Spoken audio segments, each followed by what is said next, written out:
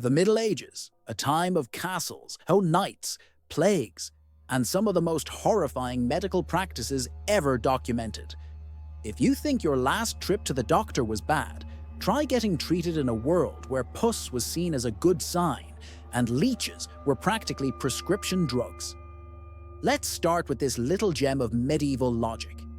If you're sick, it must be because your bodily humors are out of balance.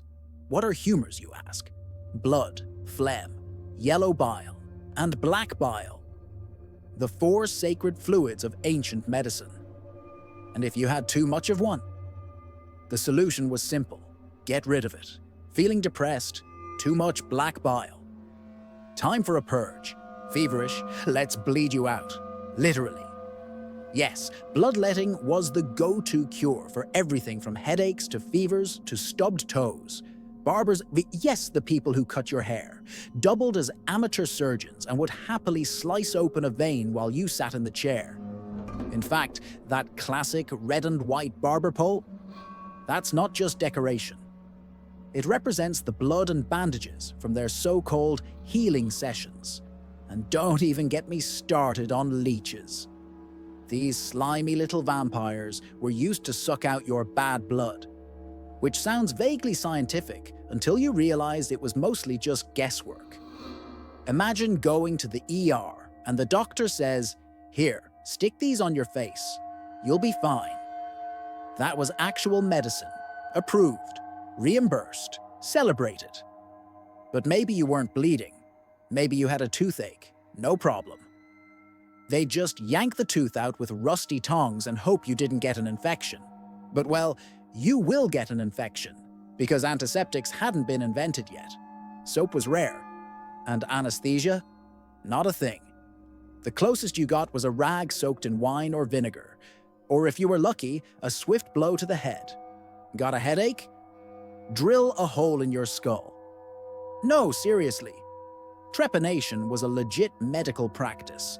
The belief was that drilling into the skull released evil spirits.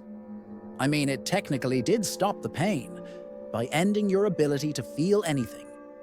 And then came the Black Death, the deadliest pandemic in human history. You'd think that would inspire innovation, but nope. The go-to cure for plague boils was to rub them with onions, drink potions made of crushed emeralds, or even sit in sewers because people believed the bad smell of feces would drive out the worst smell of death. Anyway, it did not. Some even believed the plague was a punishment from God, so they whipped themselves through the streets hoping to be forgiven. Others blamed witches or Jews, which led to mass persecutions and executions. Because what's a pandemic without a little hysteria and genocide?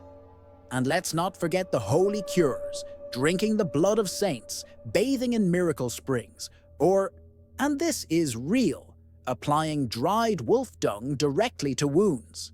Yes. They thought poop had healing properties. Talk about a crappy diagnosis.